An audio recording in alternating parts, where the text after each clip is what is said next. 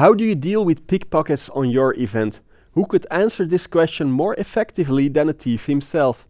Dominique Mesiaan knows the trade and explains how pickpockets do their business and how you can combat them.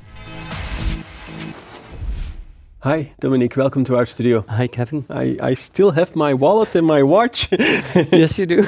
You're a professional thief. Yeah, I work as a pickpocket entertainer at corporate events mostly. Before we start in how we can prevent pickpocketers, maybe it's interesting you explain us how they work. Yes, that's a good idea. Pickpockets on events mostly work in gangs, and each team member has a specific role. There is a blocker, that's the person who blocks the path of the victim and who provides distraction. Then you have the cannon or the pickpocket who steals the wallet and who hands it immediately to a shade. That's the person who hides the wallet under the coat or in a newspaper or in a bag. And immediately after that, they split up and go into different directions. They disappear. Now, very crucial for pickpockets is misdirection. And a pickpocket entertainer can use whatever pretense. He can be a security agent or he can use magic. But a street or event pickpocket needs natural misdirection where there is a lot of bumping. And that's why they love large crowds and crowds where people are pressed together, like with bottlenecks where they have to squeeze to get through an opening, through an entrance. And can you recognize them? Well, at first sight you can't because they look like you and me. They're normal people. But you can recognize them by their tools and mostly by their behavior. With tools, I mean they need to hide their actions. That means mostly they have a long coat with them or a newspaper or a menu card, depending on the circumstances, or a bag. But that can still be anyone. Yeah, and that's why you have to look at the behavior of the people. At events, most people are relaxed or having a good time or laughing, and pickpockets not. They're working, they're focused. They're scanning the crowd for a good target, and you can recognize them by that.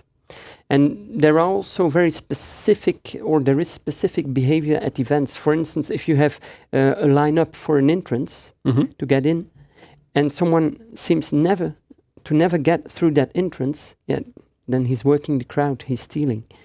Or if you have a shuttle bus that brings people to the event locations, their pickpockets often get on the bus at the front side, they work their way through the bus to the back, and at the next stop, as soon as they have hit the target, as they have stolen, they get off the bus and disappear. And as an event organizer, what can you do? Well, there it's very important that you first realize that as long as people don't pay attention to their stuff, then pickpockets will steal. Okay. That's why you first have to inform the people. You must work on prevention. And maybe the best way is to make them experience how they can, how easily they can get robbed. So you can hire a pickpocket entertainer who at the entrance, as a security staff, looks if there are no weapons, and in the meantime he steals, he hands back the stuff, and he gives some pieces of advice. And only then, when people are well informed, then it makes sense to take measures to prevent pickpocketing. And inform them. What's the best way to do that? Well, you can best send an email shortly before the event, 1 or 2 days before. And in that mail, you warn that there might be pickpockets. And you give some pieces of advice. You can also include video links with the most common techniques. Now, to describe each technique here, that would take far too much time, and that's why I made a special page where you find all the tips and pieces of advice. We will put a link below the Super. video. Yeah. So that's what you best can do. Shortly before the event, send an email. So you informed your guests. Is there anything else you can do? Yeah, you can use modern technology, and there are several ways to do so.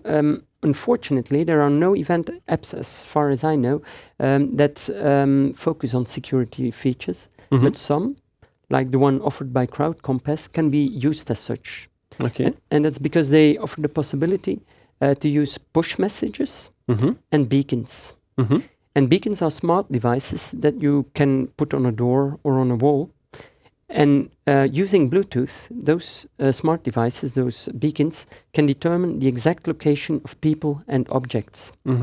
And if you would combine that with a ProTag, that's something I will explain in a second, then you can even determine the exact position of stolen objects. Okay. That's something with the ProTag, that's an ID that's not realized for the moment. So there we must wait for an app builder who... And what is a ProTag exactly? Well, a ProTag, I will show you. I have one for my keys. A ProTag is a smart device that was devised to find back lost keys. Okay. But you can also use it to find back stolen items. You attach it on your keys, you put it in the handbag at the bottom or in your wallet. And it works together with your smartphone. And it uses Bluetooth to communicate, and when they are separated at about 10 meters, then they both give away a signal. Now, when a pickpocket has a wallet in his hands and it starts to buzz it or to give away a signal, he will immediately leave it. He won't take the risk to get caught red-handed. So that's very practical. And if you feel immediately that you're robbed, you can also actively make the ProTag or the phone buzz, here with the button and here with the app.